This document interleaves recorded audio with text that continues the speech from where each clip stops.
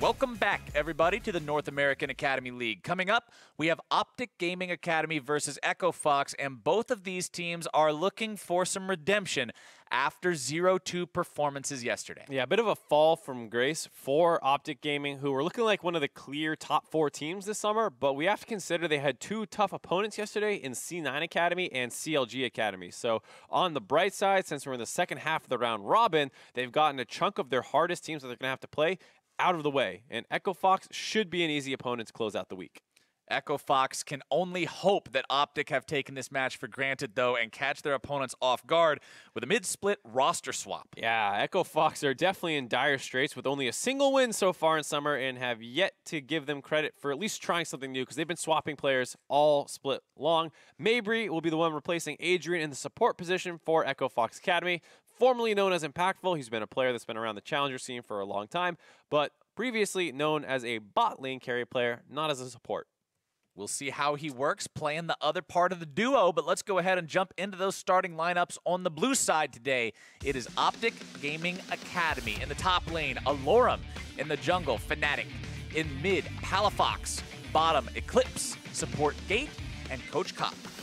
And on the red side, it's Echo Fox Academy. Nintendo X in the top lane. Odd Orange in the jungle, Yusui in the mid lane. Lost at the bot lane carry position. Mabry at support with Coach Peter. Gonna reiterate it. We talked about it earlier when we were watching the Golden Guardians game. It's just as important for Echo Fox. You're in the back half of the split. It's time to go. Or not go. You don't have a lot more time to think about it. I don't think they're going to playoffs, so I think they're not going. But they do have a lot here for the individual players to prove because so many of these guys have been bouncing around between the LCS and Academy rosters. Yusui has kind of grabbed the mid lane position for himself. Demonte was the one who was previously kind of leading the squad up, and he looks so good that he hasn't even been playing in Academy. He's also banned a little bit for the first couple weeks, the 6-week suspension, but Yusui has kind of stood out as the guy who's been doing well. Lost got a lot of hype last split before kind of looking a little bit more middling this time around, and the top half of the map for Echo Fox has not been performing great. All right, let's take a look ahead at the bans. Zoe banned away on the side of OpTic Academy. Fox Academy. Take a wild guess. Which 2 champions are banned out by red side? I don't know. Would it happen to be Aatrox and Nocturne? Ding, ding, ding, ding, ding, ding, ding, ding, ding. You win the prize, Mark. Aatrox and Nocturne taken out of the game yet again as Mundo and Tom Kench are banned out by OpTic Academy. And Kindred, Echo Fox sends their regards. Yep. Kindred gone, Zoe gone, other common bans right now. We'll see if the Rakan comes through. That seems to be another high-profile pick that's been banned or picked early on. The Nocturne and the Aatrox. Stay tuned for the countdown tomorrow. We'll do a dive on why those guys are getting banned on red side every time. Bottom of yeah, we're going to get to the bottom Figure out exactly why these 2 pictures keep popping up in every single ban phase, every single time. Morgana locked in for OpTic Academy. We've seen the Morgana first lock in already today. Very hard champion to deal with. You don't know exactly where it's going. There's not really counter picks to it. It'll always do what Morgana does. The best thing you can do is kill it a couple times in laning phase because it's not the strongest laner, but even then, it has a very good pattern for trying to just kind of sit back, puddle the wave, shield somebody, and then like, what do you do? And it can be hard to even kill her. And then after that, she just runs around the map and shields other people you're trying to kill. So yeah, very strong pick. Fiddlesticks is another very strong pick as well, so I'm excited to see that. Can do a good job poking the shield off with the E, and then you have more CC with your Q to hopefully set up a kill. I mean, if you're taking Morgana, you're generally going to have someone that's worth putting a black shield on, and if somebody's worth putting a black shield on, they're worth point-and-click fearing. That's actually a very good point. They combo it with the bird lane and the bot lane, crows and ravens together. All in one. It is still ravens, right? Swain? For Swain? Yeah, they're still ravens. Okay, yes. He just doesn't have the one like with a name that lives on his shoulder. Yeah. They're all just a laser beam out of anonymous raven number 62. Quantity, not quality. Exactly. Swain's making sure he's just got a ton of them. I want more birds! More birds all around for Echo Fox Academy. They'll have both those lined up as Talia will be locked in for OpTic. We haven't got to see this champion yet today. Nope, not quite yet. Been hitting the ban list a fair amount. Have to see where it goes because people sometimes run it mid with Smite, just run it mid, just jungle, funnel it sometimes. A lot of flexibility around this Talia. I actually wonder if we're going to see any full dedicated funnels today. who knows? I mean, the Taliyah also works in the bot lane. Hell, if you take Shen with it and you get the Shen Taliyah taunt setup combo, like that's so dirty. The Shen taunt comp. into the seismic shove into the field of unraveled rocks. earth or whatever. Yeah. Yeah, I just call it field of rocks. But this simple mind. It's a descriptive title for the ability. You know what I'm talking about. Yes. Simplest terms, all right? No one's not going to know what you mean when you say the field of rocks. The field of rocks, but one way to answer somebody throwing rocks is to throw some bullets back at him. The Graves locked in on the side of Echo Fox. Yeah, good pick for Odd Orange. Very tempo-oriented, so if the Taliyah is going in the jungle, hopefully you can match the pace because sometimes that is the concern. You just fall behind.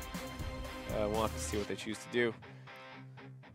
All right, so it's AD carry, support, and see, the worst part is, used to I would be able to compare these just across the way and say, all right, we're matching roles here, we're not matching roles here. No idea where anything on OpTic is going, and I'm only assuming that Echo Fox is bottom lane and jungle. Yeah, I think with like 75% certainty, you can say they've actually matched roles, like Morgana support with Lucian so he can dash around. Taliyah probably in the jungle or mid. That one's the most questionable. But then on the other side, Fiddlesticks and Swain make a good lane. We saw it in the first game of the day. Graves is pretty much always a jungler. So for the most part, it appears they have pretty much matched lanes. But like you said, there's also that 25% chance where they completely go where It's just a total curveball. We have no idea what's going on. But we do know what's going on with the second part of the bans, as it is the Talon banned out on the side of OpTic, the Kled from Fox. And the Orianna as well. Starting to see that banned out. There's that Evergreen we were talking about. Yeah, and I kind of like the ban of it. Like, it just works so well together with Morgana. It works well together with everything, to be honest. So take it away if you don't want them to play. If you want to try, as Echo Fox, who play a scrappier game, and we talk about how Orianna is the staple pick that works with so many comps, well, get rid of it then. If it's so stable, get rid of it because you want a bit of a crazy game as a 1-in-10 team going up against a 6-5 team. Absolutely. You just got to throw everything into that big chaotic blender and hope that you come out on top. That's you play that style. Brawl. Yeah. Play a brawl. Hope a minion lives. Yeah, there you go. All right. What are you going to pick on the side of Echo Fox here? And it looks like we are going to get the Poppy this time around in the top lane. We saw Poppy also in game one, and it looked really, really good. Not quite as good into OpTic's comp because it's not two melee champions with a million dashes. Right. It's a ranged champion with a fair amount of dashes. One. He gets one, he gets it back up. I don't know. Taliyah doesn't have any. Morgana doesn't have any. Galio has one. Yeah. If you black shield them, the dash still goes through. Does it? 99% sure. I'm also 99% sure, but I was hoping you had that extra 1%. No, sorry, dude. We're at the same spot. If someone went into practice tool or something tested that real quick, that'd be really nice. Hey, go after it, Twitch chat. Figure out if it works 100% or not. We're only 99% of the way there. It's Cho'Gath, hey! Locked in for OpTic. That'll be their final pick. They wanted some big frontliners during the second part of the draft, and there you go. You got a concerned look on your face. I'm looking at the GP. You got a concerned look on your face. That could be a mid lane GP against Galio. You just farm it up against him, kind of the same. And it is. That's going to be a mid lane GP. Mid lane GP. Throwing some barrels down the shortest lane on the map. Just farming it up against that Galio. Trying to get some more money than what we saw the Gangplank get earlier today. The one time we got to see him, he was shut down very hard. Do you think it's going to be better against Galio? Maybe. I mean, the way that Mundo? You kind of get pushed in. You have a hard time fighting him. He wants to build a little bit of MR. He doesn't really care. And then he ults around the map, and you ult to follow him because you're GP and you can't roam very well. Yeah. And hopefully that's enough to protect your team. And if it's not, the GP kind of gets smashed. His team gets smashed. But he's fine in the mid lane. Galio doesn't quite have enough threat. But he does have a lot of CC, so if the GP is kind of like not paying any attention to what's going on around him, he's still gankable. I remember back in the olden days of League of Legends, we're going to have another flashback episode here, Mark. Sign me up. I used to love playing Gangplank when I was sleepy because I wouldn't have to listen when my teammates were like, hey, Gangplank, why aren't you roaming? Come help. You just wait until they ping a bunch on one spot, you ult it, and then say, hey, I did what I could, I'm sorry. That one's hard to outplay. My old GP story is like the old GP where your E... The one that shot his own minion? Yeah, and kill his own minion for raise morale, dude. I didn't really listen to tier lists, and I was like playing top lane, and I was like, all right, fine, I'll try the GP. It was like a really high-rated champion on tier lists and stuff. And then it was just so brain dead. I loved it. This is like Atmogs era. Yeah. The Warmogs, you just become this bruiser thing. Bruiser, carry, crit, health, restore champion. Yeah, and you always ended up over-leveled over your opponent because you would raise morale on the cannon minion. Yeah. So that they couldn't get the XP or gold from it, and you just became crazy. For those of you who never played League of Legends, this is a really back when that aggressive level existed, after we see if this level 1 turns into anything, Nevermove's going to cause the flash out of gate. So that's a nice summoner spell burned at level 1, but yeah, Gangplank used to shoot his own minions and kill them instantly for a buff. You didn't care about the buff. You literally just shot the minions because it denied the EXP and gold 100% from the opponent. Only denial mechanic in the game. Yep. So Gangplank would just kill every cannon minion, and by the time you were level 5, they were level 3. Because the cannons were worth such a ridiculous amount of EXP. So as you can tell by all these like nostalgic things that Captain Flowers and I are talking about today, you realize that the game had some problems back in the day. The game is in a much better state these days. What, you didn't like Gangplank shooting his own minions? I had a lot of fun with it. If you're Gangplank, it was a lot of fun. It was like, what do you do about this? But yeah. Flanking, as you can tell, I was a bit of a dirty player with the level 2 Alistar cheese ganks and the GP denial strats. People probably didn't like playing against me. Hey, you got to do what you got to do for that LP, which wasn't even LP back then. It was actually just ELO. Get that fat ELO. That sick ELO. Back before we had divisions. Back in my day, we didn't have Diamond 5, Diamond 4, Diamond 3. We just had numbers. You just had Platinum because nothing went above that. Oh, that's like old school, yeah. Super old. But back to where we are right now, back to the modern day where we have all these new things and mechanics and game functions. Yusui's going to find himself thrown up into the air as Palafox nearly takes him down with the Aftershock proc. This is what you were talking about, Mark. This early lane is not going to be kind to gank. Yeah, it's definitely a losing like laning matchup. As here we go, solo kill coming. Oh! Well played by Palafox. Going for the flash E backwards was the right thing to do because the backwards E will hit faster, but still just not quite enough CC to actually land onto Yusui. I wonder if he could have done something different, as Fnatic's in a little bit of trouble as he lost the smite, but Palafox has mid priority, should be fine. That's always one of the worst feelings as a jungler. Oh, I'm going to get this guy. I got him in the 1v. Oh, he has a teammate and I don't. Yeah, so I think Palafox, after he lands the flash taunt, might be able to insta-E backwards. I forget what he did. He might have gone for an auto attack first, which might have been a little greedy. So I'd have to rewatch that one. Or the taunt was just not very long, depending on charge. Yeah, level 1 taunt with a short charge is like super short, right? Yeah, and if we get a replay of it, great. Otherwise, whoa, we got to play the bot lane. Bottom side, Eclipse forced to flash away. As Mabry goes 2 summoner spells in to try to grab that kill. Yeah, that was really aggressive. The Black Shield, very importantly, kept him alive. Was able to respond with a flash out himself. Good look, good try. Gets some lane pressure, doesn't actually get a kill though.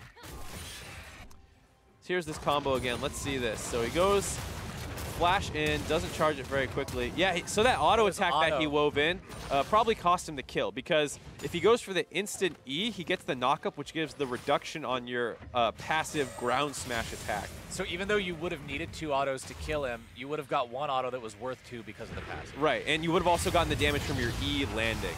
Yeah. So bit of a mistake here as Mabry's in trouble. Mabry taken down. His first blood goes over to OpTic and Fnatic, who makes the gank happen. The TP back in by Eclipse, catches them out. Mabry had not recalled yet. They want to answer on the top side, though.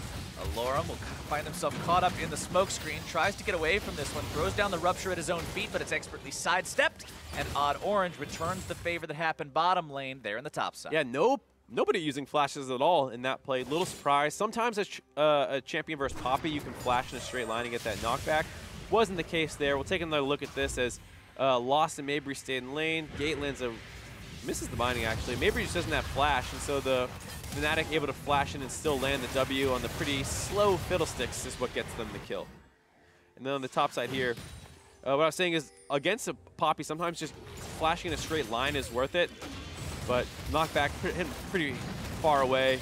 Doesn't want to trade the flashes out, so it just saves his to maybe get out of the next gank attempt. When you're saying flash in a straight line, you mean just towards your escape path and Poppy accidentally pushes you there because she already primed her ability. Right. So either you flash the knockback or you make sure you're not near a wall so that her stun or her pushback does put you closer to your turret. But based off that angle, would have been pretty tough to do for Alora.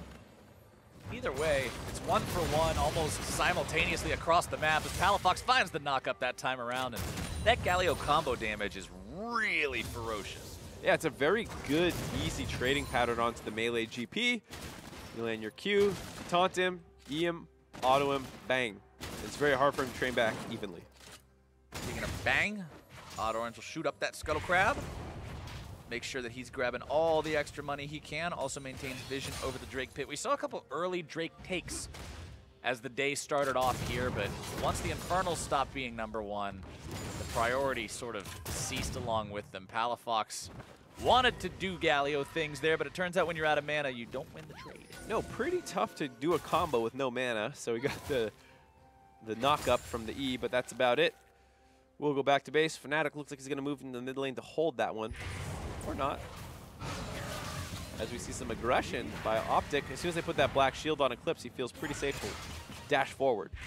Continuing to find good trades there, making sure that he weaves the passive in along with the abilities to maximize the damage against Mabry and Lost. Side of OpTic, they are maintaining a small CS lead for now. Remember, as the game goes on, they're also going to be happy to have that sustained marksman damage coming out from Eclipse's Lucian compared to their opponents, who I guess you could say have a marksman, quotation marks, in Graves, but that's about it. Yeah, Graves always feels a little bit disingenuous to call him a marksman. I don't call him a marksman. I do it because the game classifies him as that. He's not a marksman. I mean, I get it. He builds pretty similar items. He's a ranged auto-attacking champion, but he only has 2 bullets, has to reload, and has a very, very short range. So he's definitely in a bit of a tier of his own as Nintendude is in trouble.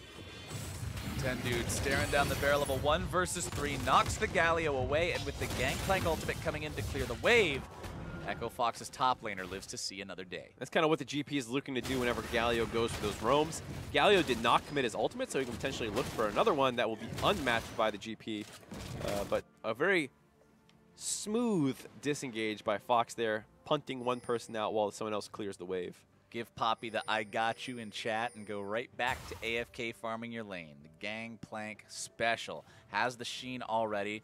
Unlike what we saw in the previous game, doesn't need to build Executioner's Calling. Can just go straight for the Trinity Force because of the fact that he doesn't have to deal with something like a Mundo. So we will see that item come online as quickly as possible for him so we can hit that power spike and start trying to be that big carry. And we'll have to see if this improves. But right now, looking at the farming numbers, this is actually a pretty disappointing game for everyone, just about.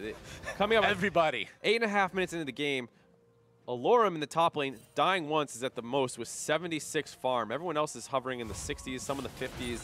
Not a very impressive farming game all around. It has been pretty scrappy, lots of fights in the bot lane, trading flashes out, getting kills.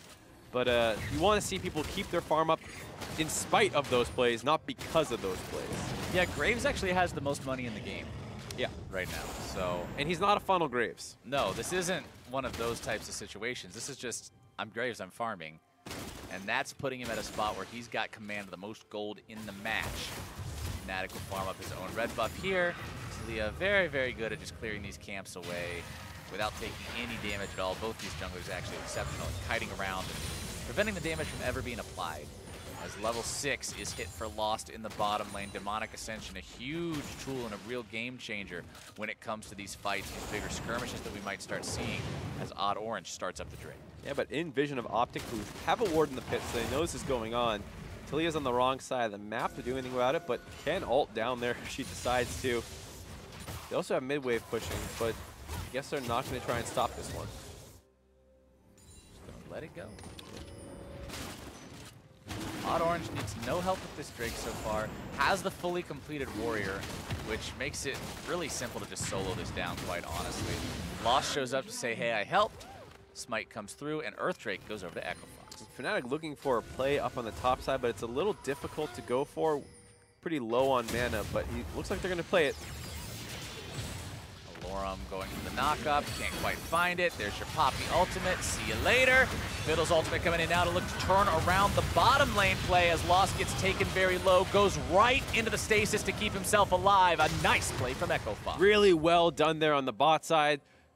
You see the Fiddlesticks taunts by Mabry as he kicked that one off. The Fiddlesticks Crowstorm able to chew through the Morgana Black Shield very easily, and then once you land the point and click Fear, it's an easy pullback by Lost, as well as having the stopwatch, his ultimate on, gives him enough lifesteal to make sure he doesn't die there, but ooh, double TP coming in. TP's coming in, as well as Weaver's Wall and Hero's Entrance both being ready to go.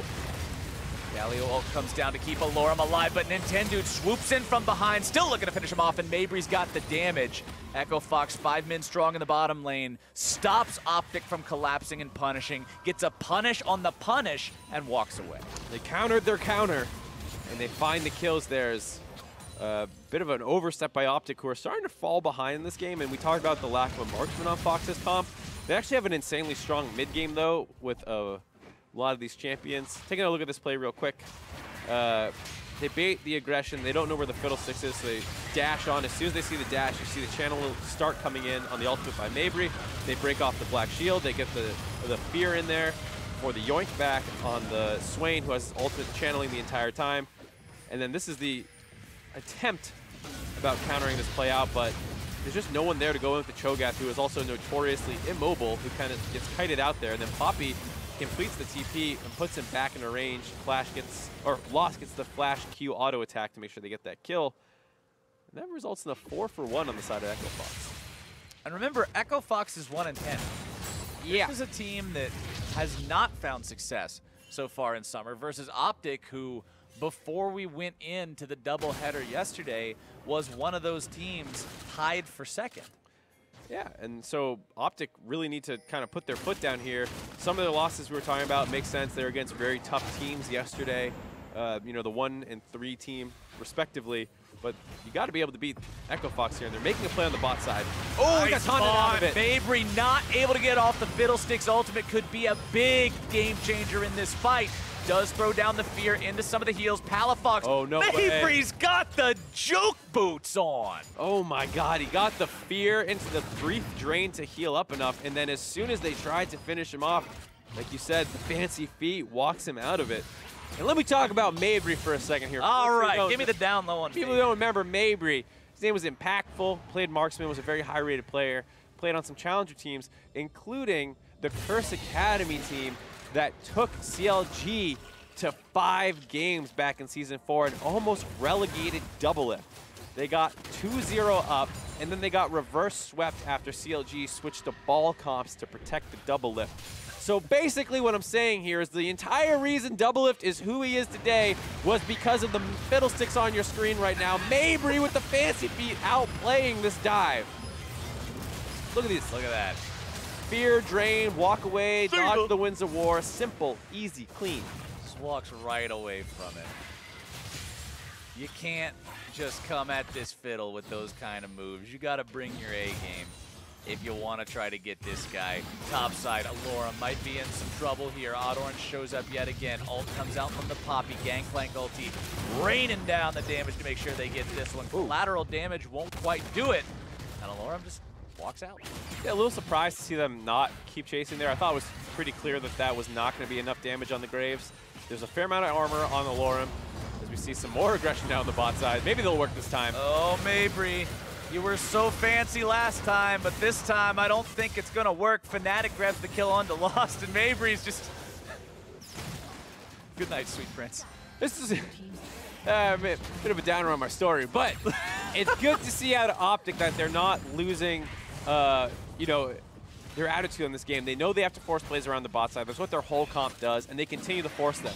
Even after it got turned around last time, less than a minute later, they're back down the bot lane, making another play. Lorem also surviving up at the top side was very, very important by them, and it allows, despite the fact the turret goes down, that they don't actually fall that far behind in gold, and sitting at only 1,000 gold down now. 1K, 14 minutes into the game. Not that big of a deal, but at the same time, let's take another look at how they set it up. And this time, it's all going to actually work out together well. The dash in, the Talia ult behind, as there's still no flashes down on this no mobility. Bot lane on EchoFox means they're very capable of getting these kills. The stopwatches are down. A lot of the tools that FOX have been using to outplay some of these plays in the bot lane were all down, and then it kind of falls apart from there.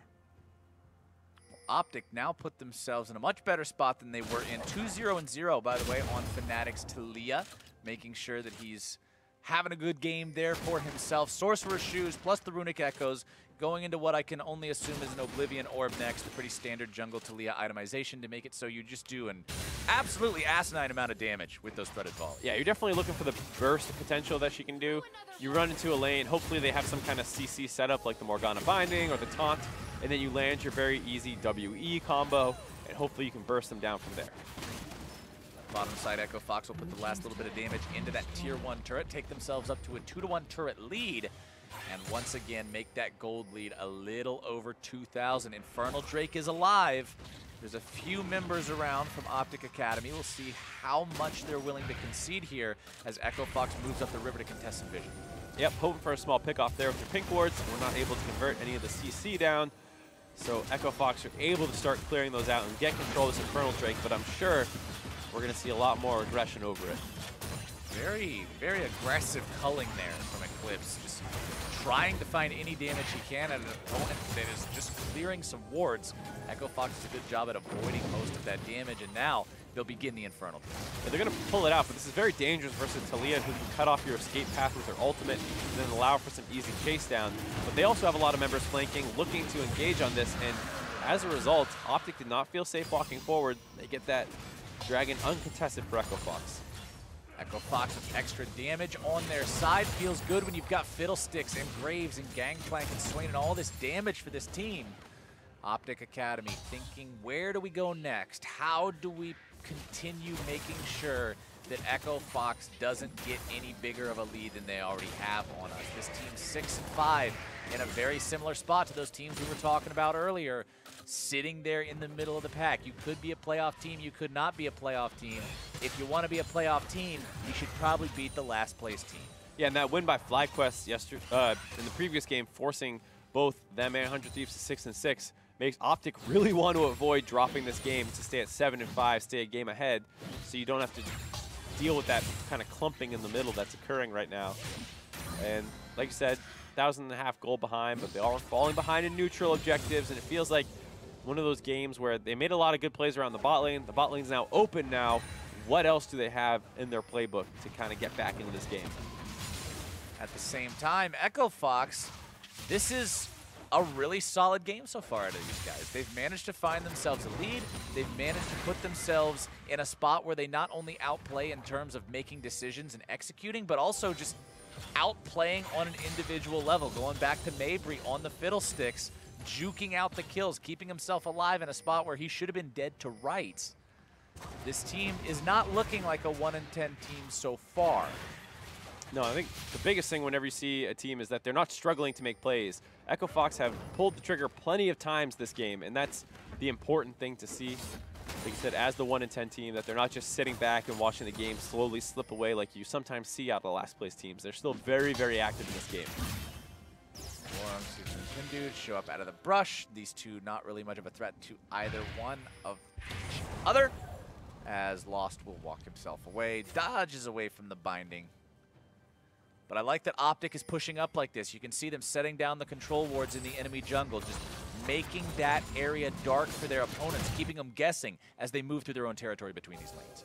You see just how scared they are to go into their own jungle to look for these wards. No one's actually there, but they're not able to do it alone. They're forced to group up. Luckily, they still have some vision down in the river, though it's getting cleared out.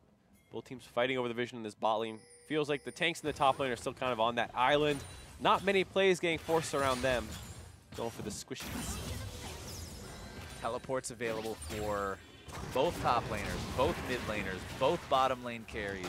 6 different TPs. I see why we nerfed it on live. Yeah, I know I think it was Isaac Azale who was talking about how he's a little upset by it because in solo queue play, it's actually not a very high win rate summoner, especially for top laners who are the ones who primarily want to use it to get involved in action around the map, right, where you sometimes feel disconnected from.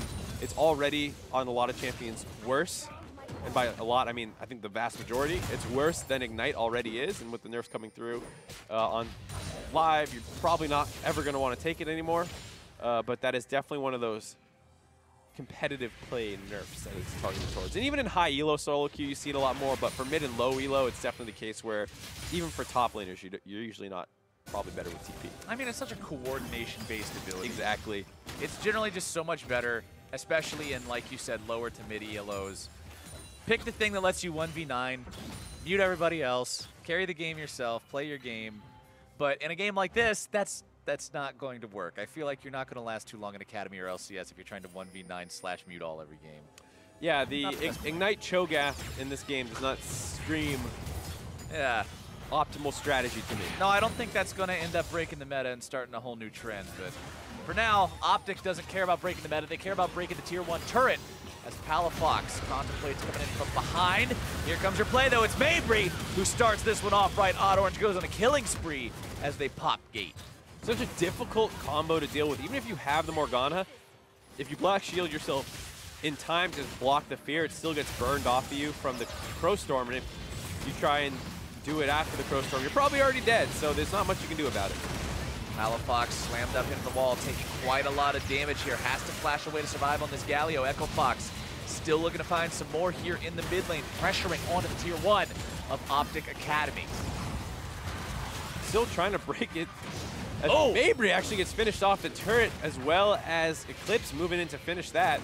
TPing back in, people starting to get low on EchoFox, but I don't think OpTic have the tools to quite press the go button again.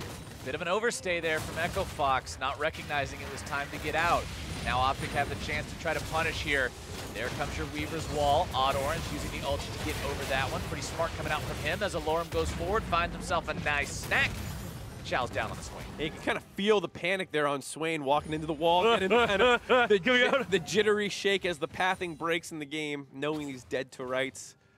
Was silenced and not able to flash out there. And a little greedy. I think he could have flashed out as soon as the wall came in. Chose not to. Dies as a result. Turret drops as well.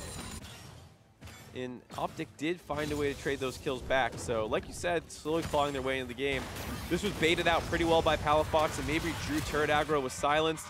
That last turret shot comes in, and this is kind of what allows this chase down to come through, as Fnatic does a good job of wrapping around the side to try and find this angle on the wall. Doesn't just go in the front. Blocks them all off. Lost has his flash up here, chooses not to flash, and then gets taunted up into the silence and can't flash. And there's that Swain having spaz I was talking about, as he knows, I'm gonna die! That silence lasts so long as well when you have no tenacity to try to shorten it. OdOrange will head back towards the Drake pit. EchoFox have had a monopoly on that so far this game. As Fnatic moves through his own jungle, you can see it's Nintendo who's actually doing the same. But he'll get out as soon as he knows Talia's keeping an eye on him. Able to steal away a lot of the jungle camps after OpTic reset. EchoFox have a very big lead, but it feels like in the last couple of minutes, OpTic have been the ones making the plays. And this is when they should probably be at their strongest, as they have a lot of mid-game spiking champions. EchoFox do as well, but Swain will keep scaling. The GP will keep scaling, whereas there's no one who's fantastic late game. Yes, the Cho'Gath technically scales infinitely, but he's also very easily kited. He scales infinitely, but I mean, Nasus scales infinitely. Right. Like, in an infinite game time world where Nasus has 17,000 stacks, flash Q kill anyone. Sure. And when Cho'Gath has a billion HP and can't die to the Nasus, but we're not in that world. No. And I still think that I agree with you that the scaling would favor EchoFox here. We'll just see if they can get to that point, as Mabry's not getting anywhere. Yeah, that's not how you get to late game. Pick off in the jungle. A lot of pink wards invested by OpTic to secure themselves a path into that side of the map. But not really anything to be able to grab with it. You just take that 300 gold, you pressure around the Baron, and maybe you keep finding more pickoffs, though I doubt they really try and start this. Well, I mean, you can start it, but Eclipse is already at half HP. They're doing it. They got the Cho'Gath to secure, I'll give them that. That's a big tanky boy. Big meatball. OpTic. How long are you going to stay committed for this one? Alorum will be tanking there on the front line still for now. Black shield on him to keep him alive. Fnatic has to flash over the wall to keep himself safe. Ooh. More damage coming through from Yusui. And Echo Fox will successfully repel their opponents away from the objective. Yeah, both teams losing a fair amount of cooldowns in that little bit of a skirmish over the Baron. They get some globals out. They had the TP come in. They also got a flash out of GP. It looked like he wanted to go for a flash auto Q, and I don't know if he got the auto off. Now they caught Palafox around the side. Palafox will take a decent amount of damage, but he's still pretty tanky, not going to die just yet. Nintendude wants to turn around and make some kind of play happen here. As the rest of the cavalry has arrived, Nintendude will get himself away. Yusui can't say the same. He'll be the first one to go down on the side of Echo Fox, and it's likely Odd Orange to go out next. The shutdown credit over to Fnatic. As now the rest of Echo Fox wants to get out. That was way too close for comfort. Gate wants to keep chasing these guys down. Mabry's got no way out. A double kill for Fnatic, and it's 3 dead on the side of Echo Fox. Second time, the counter of the counter is the one that comes out on top. Previously in the bot lane here, Echo Fox tries to wrap around and stop Palafox from getting to the mid lane to take the turret. And in response, kind of baits his entire team to killing Palafox as OpTic has reset from that Baron attempt, and they're able to clean up a number of kills. This is just back and forth and back and forth. We've had so many games so close like this today. Let's take another look at how they initially found Palafox. Right, so they're trying to threaten the turret down. Palafox wants to wrap around to protect the turret, and as a result gets cut off in the jungle. They finish the turret off, but rather than disengaging, they get baited into trying to finish the kill off on the Palafox, which buys this time for the real damage dealers in Fnatic and Eclipse to show up. They kill Yusui, and now there's a chase down coming in as Poppy is extremely low and Odd Orange gets blown up. Can't really stick around. Kills go over for the side of OpTic. And we talked about how game 1 of the day, very, very back and forth game between Team Liquid and Cloud9, but it was mostly due to teams trading out plays. This is definitely one where they're trading mistakes. And that's where a lot of the action's coming from. Instead of just taking the turret and chunking Palafox out, they want to go for a little bit more and get punished as a result. It's that sunk cost. We already put so much effort into this. We already took as much of the health bar out as we have. We might as well finish him off. Mabry goes golden, utilizing the Zhonya's Hourglass, but now he's still going to be caught out. Eclipse goes on a rampage with that pick, and OpTic will continue to look for more. Weaver's Wall going to cut off Nintendude and Yusui. Nintendude still getting himself away. Sidestepping the binding means he's not caught just yet. More vision will be cleared out by OpTic Academy as they head towards Baron. Only having killed Mabry, though, so it's still going to be a difficult fight. They did get a lot of the ults down, so there's no AoE ultimates from Yusui or Odd Orange or Nintendude. Lost can still charge in there, but it's a lot more difficult to do. So they look for more pickoffs. Odd Orange barely getting himself out of the way of the seismic shove in time. Gate on the front line could be in trouble, but a lot of damage from Lost in the back line. This is huge for Echo Fox. A triple kill for the Swain. I was just saying his ultimate was still left available, and they over-engaged onto the Graves. They land a single binding, but then multiple members try and follow up on it very aggressively. They blow a lot of cooldowns, and in that chase, kind of opened their flank up before Lost to charge in there and find those kills. And afterwards, an easy Baron for Echo Fox. Taking another look at that. Watch Odd Orange get hit by the binding here, and watch how they all completely go charging onto him to try and find that. Eclipse is at half HP. Palafox tries to go in. They get chunked out, and then Lost can kind of just run at this entire backline and blow everyone up by himself. And after that, it's very easy to find the last couple kills. We talk about how Fnatic and Eclipse are really the two damage dealers on the side of OpTic here, and those were two of the guys who died very early on. There were shutdowns in there, by the way. I saw a 750 pop up, a 675 pop up. Fnatic was 5-0 and 2 before that. So that's a lot of gold. Lost has got to be feeling the impact of that one. So much money in his pocket. Such a big play to make, setting his team up. Going back to the beginning of this game as Nintendude goes over the wall, slams Alorum right into the terrain. Here comes Mabry, dropping down the crows, goes into Zhonya's Hourglass, trying to keep himself alive. Eclipse wants to dash forward. Yusui throws down a barrel, needs a little bit more damage.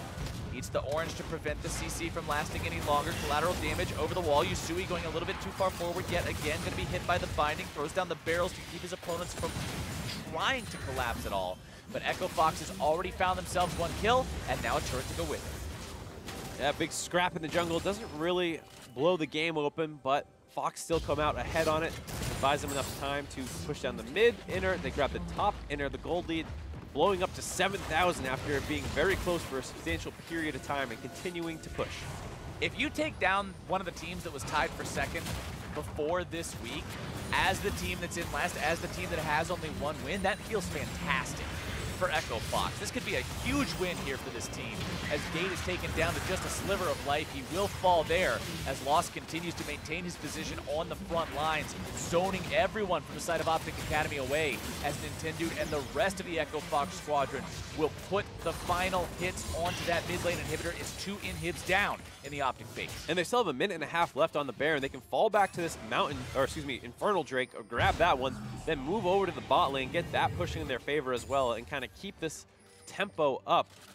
OpTic is going to be kind of stuck in their base dealing with the super creeps that are soon to be on their way out. And we were talking at the beginning of the game, this is where I was going before we got into that big fight right near the Raptor pit, is you said Lost was one of these guys that seemed like he was putting up some really crazy numbers in spring, and now in summer he seemed to kind of fall into the middle of the pack a bit more. That play that he made at Baron was not a middle-of-the-pack kind of play, and it set up the opportunity to make plays like this. Right, and this is just a situation where OpTic quite aren't in the right frame of mind. Rather than on like full base defense mode, we shouldn't be trying to fight them right now. They take a skirmish around the middle of the map. It goes badly. Could have gone even worse if Yusui was there just a slight bit faster and was able to get another barrel combo off on somebody. Instead, they only lose one, but that one kill transitions into both inhibitors. 2 inhibitors down, 4 Infernal Drakes in possession for Echo Fox. This is a very, very tall task for OpTic Academy right now. You've got to find some sort of miracle, some sort of misplay to take advantage of, to punish from the side of Echo Fox. But when they're just barreling down bottom lane, 5 men strong, minions at the ready, what do you even do about this? Well, they do have some good wave clear, thankfully. Talia, Galio, and Cho'Gath, even Lucian to an extent, have a good job wave clearing. It's unfortunate they lost both their inhibitors because they could have been trying to do a wave clearing pattern before they lost those. Now they're going to get pulled up a little bit more. Echo Fox should try and split some people. You can even move Lost away as he has TP as well. We talked about the triple TPs. It means you have a lot of lane assignment setups. 5-man grouping feels like a tall ask to be able to siege down a turret 5v5, but yeah, they can also just stall out and wait for the next Baron. They don't necessarily need to try and end it right now. Plus those 4 Elemental Drakes means that once Elder puts himself on the board, that's another huge buff to be collected by Echo Fox, especially when you combine it with something like a Fiddlesticks and the big AoE damage available to this team. It's very scary very quickly. Echo Fox will siege here in the bottom lane. They can't even get close enough to put a single auto attack on that turret. Right, exactly. And that's why I wouldn't mind seeing them trying to split up and threaten it a little bit more. You know, put someone up in the top side, let them escort those super creeps in a little bit further, kind of like they're doing now. Get those onto the inhibitor turrets, or excuse me, Nexus turrets, and then you can potentially set up a situation where they have a harder time walking forward. Though Eclipse wants a piece of Auto Orange. Auto Orange gets taken a little bit below half HP, but not in any danger of losing his life just yet. Poppy ultimate gets channeled. They want to try to knock OpTic away from this turret. The name of the game is just take the objective down. Fabry will be seismic shoved right back into the waiting arms of damage, and they will lose the support on the side of Echo Fox, but they've taken down the remaining enemy inhibitor, and having their opponents at a 3 inhib state is absolutely massive. Rupture finds its way on an Nintendude, but he'll still walk away. Mabry giving his body up for the team there, goes as a zoning crow flying in there, scares everyone away. Playing his champion in a very thematic style. You're not going for kills, you're going for fear. You're scaring them. He scares them back. It allows them to take the bot inhibitor, third one of the game. And I mean, this is basically end of the line for OpTic Academy. Very, very few teams ever come back from triple inhibs down. With Baron spawning in just a minute as well, Echo Fox should be able to get that one basically for free and then sit on top of OpTic's base and just siege away. At this point for OpTic, it's so hard to come back from this 3 inhibitor spot along with an 11,000 gold deficit. You almost need somebody from Echo Fox to just run into you and get killed in a really, really silly kind of oversight way. Yeah, I mean, the best case scenario for OpTic here is Echo Fox doesn't wait for their super creeps to put pressure on their base. OpTic is able to ace them at Baron, grab the Baron for themselves, and then use that to defend their triple inhibs till they're back up. But that's, you know, all OpTic, or excuse me, EchoFox has to do then is make sure that the minions are actually threatening the base so they have a hard time walking forward to contest the Baron. As you see right now, it's just so hard for OpTic to clear double super creeps in both lanes. Palafox will keep the Nexus turret safe for now as Alorum will look to shove out the bottom side. It's 4 men from the side of EchoFox hanging out around that top side near Baron. They'll all head up to it now as it will be spawning in just under 10 seconds. Pressure will be maintained in the bottom lane by Yusui, who has TP to join the fight if needed. So with that, both of the other inhibitors are respawning. No more double super creeps for the moment, but you see how fast they drop this. There's no way OpTic's going to be able to contest. Yusui being very smart, knowing I'm the only option that they have to make a play on, so I'm going to sit all the way back into the middle of the bottom lane so that there's no way they can find an angle onto him.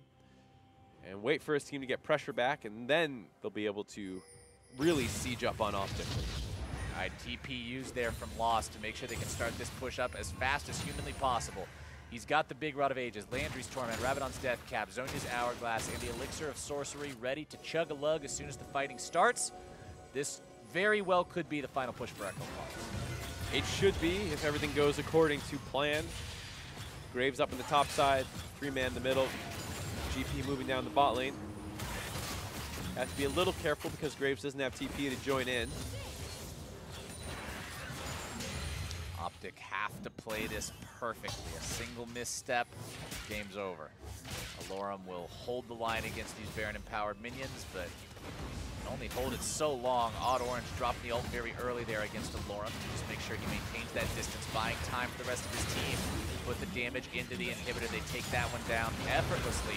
Top lane inhibitor, the next one to go, and EchoFox has made their way onto the Nexus turrets. OpTic, you've got to pick your fight eventually. Once you lose these turrets, there's nothing left to give you some kind of an advantage. Gangplank Ultimate coming down onto Fnatic, just trying to zone him away, making it so Fox can finish off these turrets, and that will be it. EchoFox, they performed the upset. They're gonna find their win here. It's one last attempt. Coming out from OpTic Academy, they throw out the Weaver's Wall. They're trying to defend this one, but the Nexus itself is dropping, and EchoFox finds that win. OpTic did everything they could at the very end there to try and pick a fight, but too little, too late. Baroned up, triple inhibs up. No way that you're going to be able to defend that push. Absolutely not, and this team has to feel excited about grabbing that win here, getting themselves up. Yes, you said it's going to be rough to make a playoff run for this team at the very beginning of this game. That's how it starts. It starts with a win. Yeah, you got to grab wins where you can, especially against OpTic. That does bode very well because I thought OpTic was one of the better teams in the top half of the league, it looked like.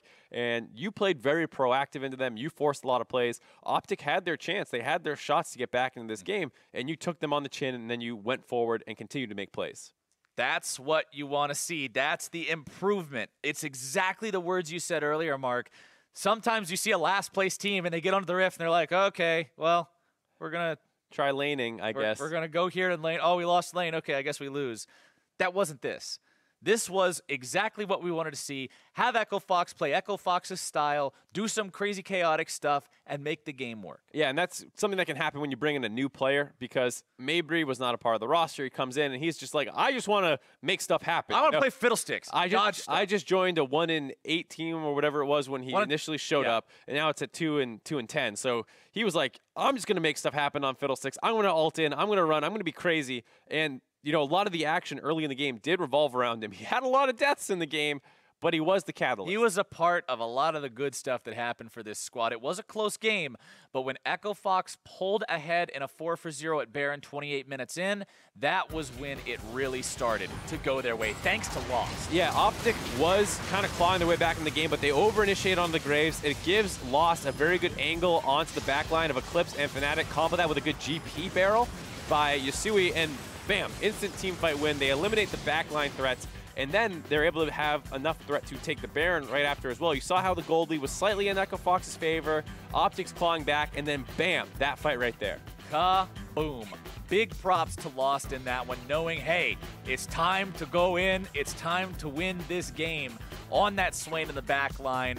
Just like a missile, hit the OpTic lines and blew everything to hell. That's exactly where you need your Swain to be. And there were a lot of people, too, on Echo Fox who were doing well. You had Odd Orange, who actually had the highest damage in the game and had a very nice score line. The GP, Yusui in the mid lane farming up and then converting that well as some kills in the top lane early on that they found in Alorum thanks to the setup by Nintendo on the Poppy. So now the question I'm wondering is, can it be replicated? How well can you take this result, break it down afterwards as a team, as an organization? Here's what we did right. Here's what's different from these other 10 games. Here's how we make the rest of the split count. Yeah, that's always the toughest part because so much of this game was very scrappy, and not every team's going to play you that way. And I think having a lot of engaged tools was really good for this team. The Fiddlesticks looked really great, and I also liked the Poppy, and they could kind of punish the enemy team when they were over-aggressing. I think that's actually so huge because we see so many times in these academy games, teams are going to go over-aggressive. Teams are going to over-invest in what they think is an opportunity but is actually a trap. And if you have the tools necessary to punish that, they're just giving you free stuff. Yeah, and it's also an opportunity to just kind of grow as players. Nintendo, we hadn't seen in a long time. He's stepping up a little bit more now. Mabry, much the same way. Haven't seen this dude in forever. Now he's back on a team, making plays, trying to get things going. So I'm very excited to see that. On the side of OpTic, really disappointed. This was a team that I was getting very excited about. I was talking about Palafox a lot. Might keep talking about him, but didn't really show up this game. And we talked about how the teams here today wanted to find themselves that win. They wanted to make sure that they're not just going into this doubleheader weekend just coming out feeling super bad. OpTic had an excuse for going 0-2 in the doubleheader. The excuse was you're playing against the teams that are at the very top of the standings with you. These are the teams that you're supposed to be competitive with, and when you're competitive with a team, you will lose games to them. It is expected. But to go 0-2 and then go 0-1 against the team that's at the bottom of the standings. Trap game. OpTic's got some VODs to watch. Yeah, we're talking about trap game for CLG going against Golden Guardians. Yeah. That was the case here. OpTic, trap game against Echo Fox. All right, to hear more about the victory now, I'd like to welcome Mabry to the broadcast via Skype. Mabry, congratulations on that upset win against OpTic. How are you guys feeling? I mean, we feel pretty good. Since it's our second win and it's our first win together as a team, so we're just really happy to be able to play well and win. So talk. Hello? Yeah. Oh, you can hear me? Okay. Yeah, no, we're good. Sorry. So talk to me about the Fiddlesticks, because it felt like you were kind of the catalyst for the team. So as the new guy, were you coming in like, I want to force a lot of stuff, or is that just how the game broke open? Well, I've only been playing support for like 3 days now, but as a support player, I'm always looking to make plays and stuff like that. We've been practicing a lot of Tom Kench, and honestly, we had no idea how to react to the Morgano in 1-2, and we kind of just drafted Fiddlesticks on the fly, and it worked out. So, what do you think? Like you said, this is the second win that the team has found for themselves in this split. What do you think was the biggest difference this game in terms of how everyone played, how the team played as a whole compared to how you've played in the losses, so that you can recognize that as, hey, this is a success factor and we need to repeat this? Well, I've only been playing with the team since this Sunday. I know before I guess they just like weren't as proactive, and we're just like trying to make a lot more plays and play more together as a team now. Cool. So then talk to me a little bit about what you're looking to do. I mean, it's been a while since we've seen you in the Challenger scene. You come back, first game, on stream. You had a great game. So what are you hoping to do this time around in Academy? Well, like my last time I played competitive was in 2014, and I was an ADC player. So this is my first time ever playing support competitively, and I'm enjoying it. And I don't know, I guess we'll see how the rest of the games go. How has the environment been working with the team? Like you said, you haven't been with these guys very long. It's something that's sort of just now starting for you, this journey with this team. How's the adjustment process been getting used to all this? So before playing with this team, I was actually working with the Echo Fox LCS team as a positional coach. I was working as staff. So I've known these guys for a while. I've been with them for 1.5 splits now. So we were all friends, but we just haven't played together as a team. So as soon as I started playing, like once we got a few games in together, we started to mesh really well, and it's been working out. Hey, that sounds fantastic. Having that background with these guys first probably made it a lot easier to bridge that difference in now being back on the Rift and competing again. And it was awesome seeing you guys grab your win here today, and best of luck going through the rest of the split. Thank you again for joining us. Yeah, thank you for having me. All right, ladies and gentlemen, we got one more game coming up after the break. TSM Academy goes head-to-head with Clutch Gaming. One last time, hands off the browsers. Every time. Every time. Keep them in the air.